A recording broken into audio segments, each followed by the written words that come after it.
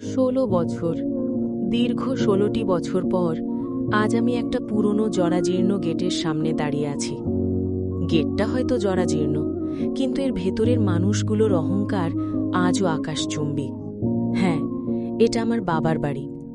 আপনারা হয়তো ভাবছেন, নিজের বাবার বাড়িতে 16 বছর পর কেন কেউ এভাবে আগন্তুকের মতো দাঁড়িয়ে থাকে? সেই উত্তরটা এই গল্পের ভাঁজে ভাঁজে পেয়ে যাবেন। আমি শান্ত। আমরা দুই ভাই আর এক বোন। বড় ভাই শুভ্র আর ছোট বোন স্নেহা।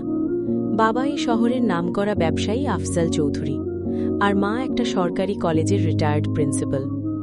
আমাদের পরিবারটা বাইরে থেকে দেখতে যতটা সুখী মনে হতো, ভেতরটা ছিল ততটাই বিষাক্ত। বড় ভাই শুভ্র ছোটবেলা থেকেই আমাকে সহ্য করতে পারত না। বাবা মা দুজনেই নিজেদের ক্যারিয়ার নিয়ে এত ব্যস্ত থাকতেন যে আমাদের বড় হওয়াটা ছিল কাজের লোকেদের হাতে। ভাইয়া তার সব রাগ, সব হীনমন্যতা আমার ওপর ঝাড়ত, আর আমি ছিলাম এক নির্বাক শ্রোতা। সব চুপচাপ সহ্য করতাম। আমার এই নীরবতাকেই সবাই আমার দুর্বলতা ভেবে নিয়েছিল। একদিন খেলার ছলে ছোট বোন স্নেহা ভাইয়ার কারণে চোট পায়, কিন্তু বাবা মা ঘরে ফিরতেই ভাইয়া পানিশমেন্টের ভয়ে সব দোষ আমার ঘাড়ে চাপিয়ে দেয়। স্নেহার রক্তমাখা মুখ দেখে বাবা হিতাহিত জ্ঞান হারিয়ে আমাকে পশুর মতো মারতে থাকেন। মা পাশে দাঁড়িয়ে সবটা দেখছিলেন, কিন্তু একবারের জন্যও বলেননি, থামো, ছেলেটা মরে যাবে তো। মারা শেষ করে তারা স্নেহাকে নিয়ে হাসপাতালে ছোটেন, আর ভাইয়া আমার দিকে তাকিয়ে ওই দিন যে পৈশাচিক হাসিটা দিয়েছিল তা আজও আমার বুকে তীরের মতো বিঁধে আছে। সেই রাতেই আমি ঘর ছেড়েছিলাম, শূন্য পকেটে, ভেজা চোখে। আজ 16 বছর পর আমি সেই সদর দরজায় দাঁড়িয়ে কলিং বেল চাপলাম, তবে বাড়ির ছেলে হিসেবে নয়, একজন ভাড়াটিয়া হিসেবে। স্নেহার বিয়ে ঠিক হয়েছে, আর আমি বড় ভাই হয়ে দূরে থাকব, তা হয় না।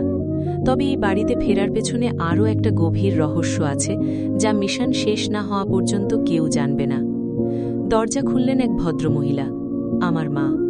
খুব ইচ্ছে করছিল জড়িয়ে ধরে বলি, মা, তোমার শান্ত ফিরে এসেছে, কিন্তু ভেতরে জমে থাকা অভিমান পাহাড় সমান।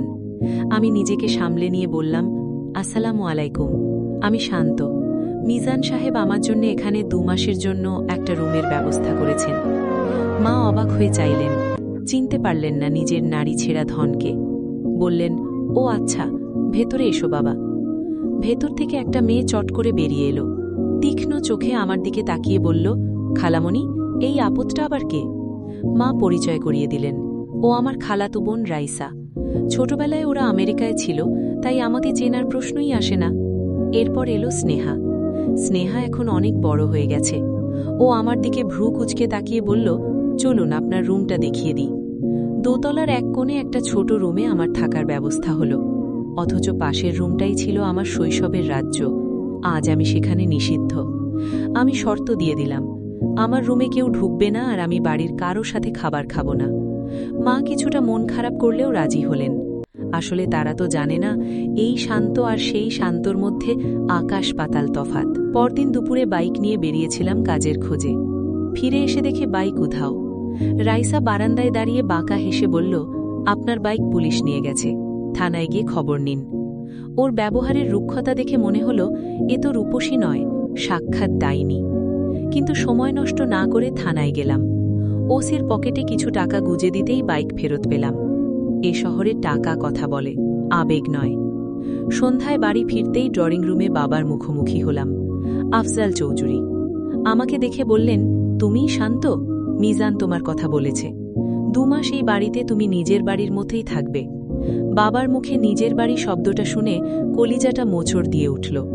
যে বাবা একদিন এই বাড়ি থেকে ঘাড় ধরে বের করে দিয়েছিলেন, আজ তিনি দয়া দেখাচ্ছেন। পাশে বসেছিল ভাইয়া শুভ্র, সেও আমাকে চিনতে পারল না। রাত বাড়লে ল্যাপটপ নিয়ে বসলাম। আমার আসল মিশন শুরু হলো। আমি এই শহরে এসেছি একটা মাল্টিন্যাশনাল কোম্পানিতে জয়েন করতে, যার আসল মালিকের পরিচয় কেউ জানে না। এই 1 মাসে আমি অনেক তথ্য জোগাড় করেছি, কিন্তু বসের দেখা পাইনি। হঠাৎ একদিন বাড়িতে মেহমান এলো। স্নেহার হবু শ্বশুর বাড়ি থেকে লোক এসেছে। স্নেহা আর রাইসা পরীর মতো সেজে নিচে নামল। ডাইনিং টেবিলে সবার অনুরোধে বসতে হলো আমাকেও। স্নেহার হবু বর রোহান ছেলেটা দেখতে ভালো হলেও ওর চোখে কি যেন একটা কুটিলতা আছে। খাওয়ার শেষে টেবিল থেকে উঠতে গিয়ে রাইসার সাথে আমার সজোরে ধাক্কা লাগল। ও টাল সামলাতে না পেরে আমার গায়ের ওপর পড়তে গিয়েও বেঁচে গেল। আমি ওর দিকে একবারও না তাকিয়ে কোনো ক্ষমা না চেয়ে সোজা নিজের রুমে চলে এলাম। পেছন থেকে রাইসার রাগী চিৎকার শুনতে পারছিলাম, কিন্তু আমার কানে তখন বাজছিল অন্য একটা সুর। আমার ল্যাপটপের স্ক্রিনে তখন ভেসে উঠেছে একটা গোপন ফাইল। সেখানে পরিষ্কার লেখা, শুভ্র চৌধুরী আর রোহান মিলে এমন একটা চাল চলছে যা এই পরিবারকে পথে বসিয়ে দেবে। স্নেহার বিয়েটা আসলে একটা বড় ষড়যন্ত্রের অংশ। আমি কি পারবো আমার পরিচয় গোপন রেখে বোনকে বাঁচাতে, নাকি 16 বছরের অভিমান আমাকে পাথর করে রাখবে? Music fade out. পরবর্তী পর্বে যা আসছে, শান্ত কি অফিসের সেই রহস্যময় বসের দেখা পেতে পারবে? রাইসা কেন সারাক্ষণ শান্তর পেছনে লেগে থাকে? আর স্নেহার বিয়ের আড়ালে শুভ্রর আসল পরিকল্পনাটা কি? জানতে হলে দেখুন ফিরে আসা গল্পের দ্বিতীয় পর্ব।